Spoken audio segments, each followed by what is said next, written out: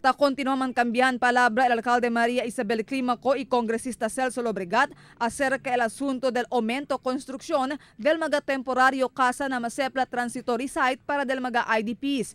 Ayer llama press conference el congresista Celso Lobregat donde allaya reporta kay tiene ahora taman kalayat propaganda que habla no mas cree con el cosa ele taman cuento sobre con el mencionado asunto.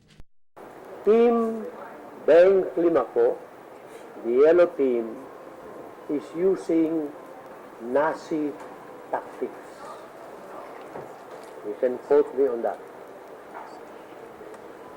If you remember, the Nazi Minister of Propaganda, Joseph Goebbels, said, "A lie repeated 1,000 times becomes the truth."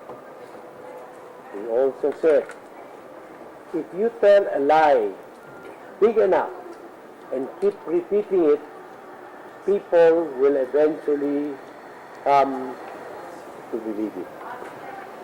I am now referring to what they have been circulating and saying, be fully informed. No mas cree na black propaganda ni Celso Lobregat. Takre el congresista kay el campo del alcalde el quien se kalayat con este artículo contra Conele. Para asasegun sa lena público kay ele el quien taman pamparon sobre el aumento construksyon del mga temporaryo casa del mga IDPs na Masepla Transitory Site. Sita acordaya extende con el Memorandum of Agreement o MOA entre el gobierno local y Mampang Barangay Council para el estado del mga IDPs na mencionado lugar. Incluido na MOA el construksyon del aumento mga temporaryo casa na Masepla Transitory Site. Pero asunto con el alcalde, no hay más intención el gobierno local o el IOM para aumenta pa casa na Masepla Transitory Site.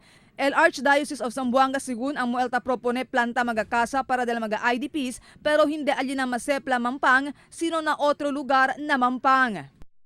We have to reveal the truth and let us not be misled with misinformation, with lies.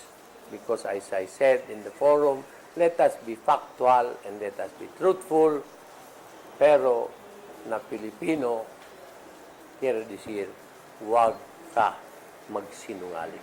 Durante el press conference na City Hall en antes aga, el cosa ya contesta el alcalde kun Lobregat sobre con este asunto. I would like to negate that particular black propaganda. I am very busy balancing my time with the documents here, with the norovirus, with securing Zamboanga City, coordinating with people. I don't have time to write a lengthy letter to dispute. Marifit Amayo, Dateline Zamboanga.